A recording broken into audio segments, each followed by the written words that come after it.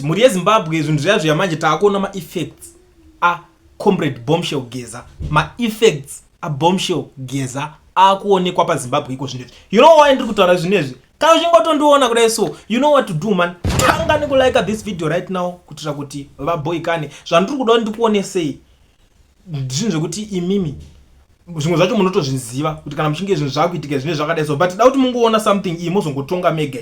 The acting president is Honorable Kembo Mohadi until His Excellency President return from Addis Ababa. That's the situation in Zimbabwe right now. First president ndi Chiwenga, ndiye president, first vice president I mean ndi Chiwenga, second vice president ndi Mohadi. But I don't know kuti equation yacho iri kufamba sei kuti first vice president haasi kulive aripo, po abanzi second vice president ndiye ari kusara akabata chigaro. Aiwa tisi kuda kutaura zvinhu tichitendererana. The effect of Geza I think iko zvinhu zvakunyatso sense manje.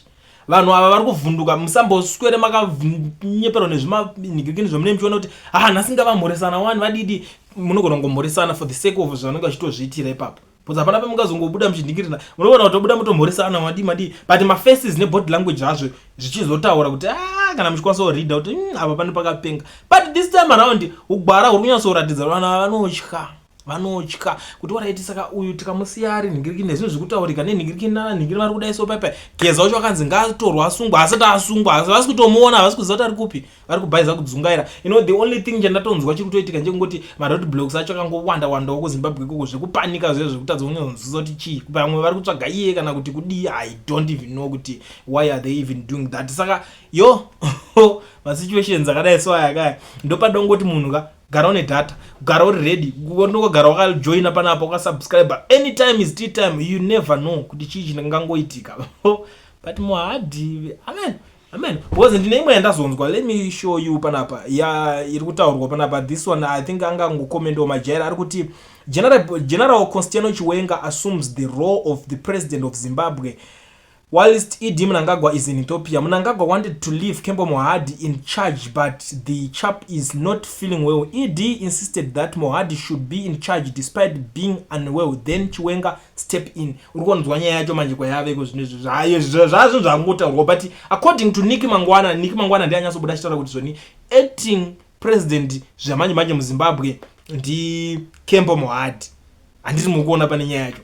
Let's watch the space. I ndozviza munoziva ndotodzi nyaya dzanga takatodzinzwa kuti ndotanga kutoswinya kuti what's next, because isusu chetine tichizongoda at the end of the day chetine chichingoda kungoti ivo kuti zvakafanira kuti pakanzi pastor wapa anenge achivhara vanhu achiita sese achidididi, chatine tichingoda kungoti pastor nechechi yake vese vaita se vobva. Saka zvatine chinoda tingoti ivo nepati yavo vese vachiita confusion dzavo idzodzo, maybe you never know vanogona kuita week, but you never know. Techingoda kuti vatongobva because isusu every day techingoti pasinawo vese vachingoita zvavari kuita iko, but for the meantime tichifanira kufambisa nguva mune muchimbofanira kusara muchimbonzwa nyaya dzacho dzinenge dzichiita. Gadi mose ndichiremekedza nhauro neziviso yepasi rose. Zvakakosha izvozvo sevana veZimbabwe kuti mundizive, asi semwana weumambo ndati ndizvivige zvishoma shoma, sekuti chokwadi kana chinge chotaurwa chinofana kutaurwa. Vana veZimbabwe takazvimirira ngatiite chisungo chimwe chete. Icho chisungo chimwe chete chinosunungura nyika. Iyi nyika yedu iyi kubvira pamakati yasununguka yanga isina kusununguka, sekuti inyika yagara ichingotongwa nevanobva kunze kwenyika yedu. Saka semwana weushe ndakazvimirira, mirai navageza, asi makamira navageza ava tinoda verify yekuziva kuti ivo vakazvimirira individual, haisiri nhau yavakatiita here kuna vaMugabe vachiti vabviswa pachigaro ivo vanga vava nemakore vafa. Yakanga iri fake fight. Saka tinoda kuziva kuti verify yatichaita isusu tichaziva kuti faiti iri kurwisa vageza iyi kuti tiimiririre takagadzikana hana dzedu, tiimiririre dzamana nekusingagume. Toda kuziva kuti ifaiti yechokwadi here kana kuti mukuru aive mukuru munyika yeZimbabwe iye ari mudiki kuvanhu, aive mutongi kwete mutungamiriri, achiri kurarama here.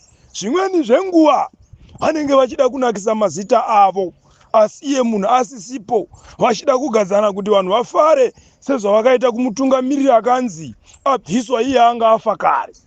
Saka ngatigadzirise ipapo, tiite chisungo chimwe chete, tiite verify. Iyo verify iyoyo semwana weumambo ndichauya ndichikuudzai kuti verify yataita tavaona here vari vapenyu, kuratidza kuti nhau yageza tinobva taita handei nayo mberi. Kana kuchiguwa kogwiwa sekuti aiwa, isu kana tichirwira isu tinenge tichirwira vana vedu nevazukuru vedu kuti naiwo kugara zvakanaka. Saka vana veZimbabwe musatye vanhu.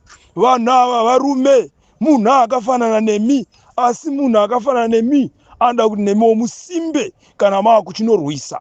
Hachisiri chombo bedzi chinorwisa, asi njere naidzo dzinorwisa munhu dzichikunda. Idzo politics dzamunoda kuita dzekuti munoti mimi mabumbwa machi handioni dzichiwaka nyika kuenda mberi idzodzo. Ngative tinomuono wemberi, because makada kuita politics idzodzo hakuna kwamune muchitiendesa ba.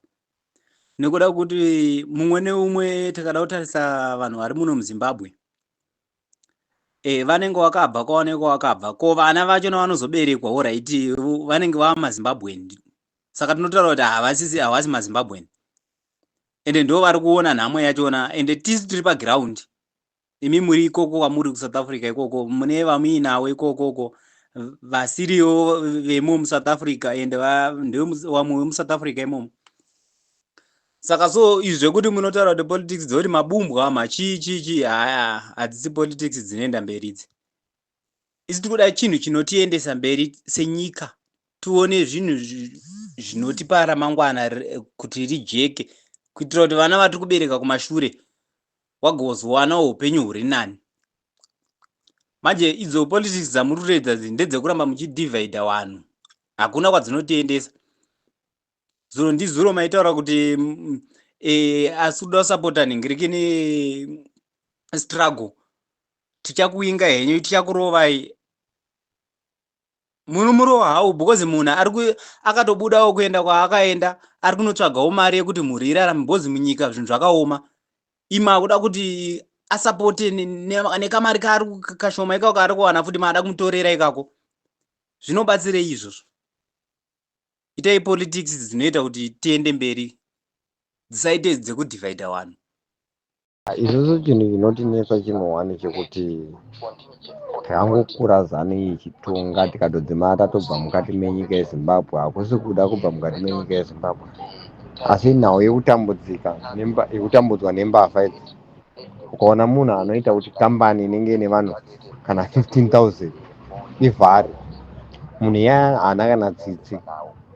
Saka handione chinhu paine chinangwa chekuti vanhu ava vakaita sana Mnangagwa vambobvavha ipiwe warning kuti tichauya tokusunga kana kuti ibva ipapo. Vangadai vangoita zvavakaita vaMugabe zviya, vongoenda votongonovabvisa, popindawo mumwe akatadza obviswa futi, tichitenda takadaro. Because Mnangagwa uyu haana chinhu chaanombobva akagadzirisa, because 1980 yakahwinwa nyika akanga aripo. Saka anozotaura kuti anoda kuzoita vision 2030 ichinenge yabva kupi? Ivo vakatadza kutomboivaka, havana kana chinhuwani chavakaita. Zvinhu zvakangosiwa naSmith zviripo ndo zvavakangotanga vachingoparadza. Kuna first kwaitoyevedza, but ezvinezvi kuna first kwakuita kunge kusango, musango mudondo mukatoita kunge muri nani, vachingoparadza. Nzira havagadzirisi, vanokangogadzirisa yavo yavanofamba nayo yekuenda nayo kuairport chete. Nzira dzese makoronga. Saka hapana chinhu chinomboda kunzi vambopiwa warning, vangoda kungoenda kunobviswa chete, paiswe mumwe. Nyoka yemabhunu isusu zvatiri kuda tikuda kuti ZANU-PF yese ibve. Hatidi Chiwenga, hachidi munhu weZANU-PF, hatichada for long time, 45 years. For 45 years muchingonyepa muchinyepa hatisi kuda ZANU-PF ndochokwadi, and hatisi kuda kunzwa kuti vachivenga ndavapindi. No, hatisi kuda kuzvinzwa. Zvatitaure murumewo, makatisenzesa 2017 makati muchagadzira zvinhu. So now hatidi kunzwa kuti Chiwenga ndiye ada kupinda kana kuti munhu weZANU-PF. No, hatisi kuda zvese izvozvo. Zvatiri kuda, toda kuti opposition ipinde. Makaibirira futi, ndimaitoisapota futi 2018, 2017, 2018 ichibirirwa opposition muchiuraya vanhu. Izvi maada kutisenzesa kwechitu. Aiwa, itai mega this time.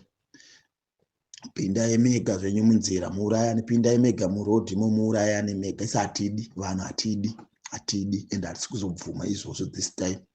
Kana makada muda kuti vanhu vapinde munzira muchapinda vanhu veZANU-PF venyu ivavo moita. Hatidi kuti vadziswa mangwana izvozvo, hatibvume izvozvo. Saka iwo nyoko yemabhunu usataura toda kuti Chiwenga apinde.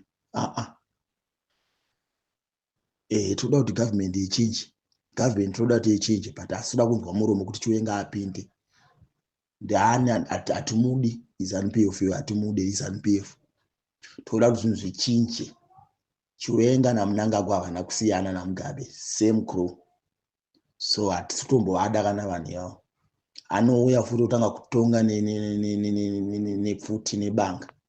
Achikutora ndakarwa hondo. Sokurwa hondo zventaneta nazvo, we are sick and tired, tinoti makarwa hondo.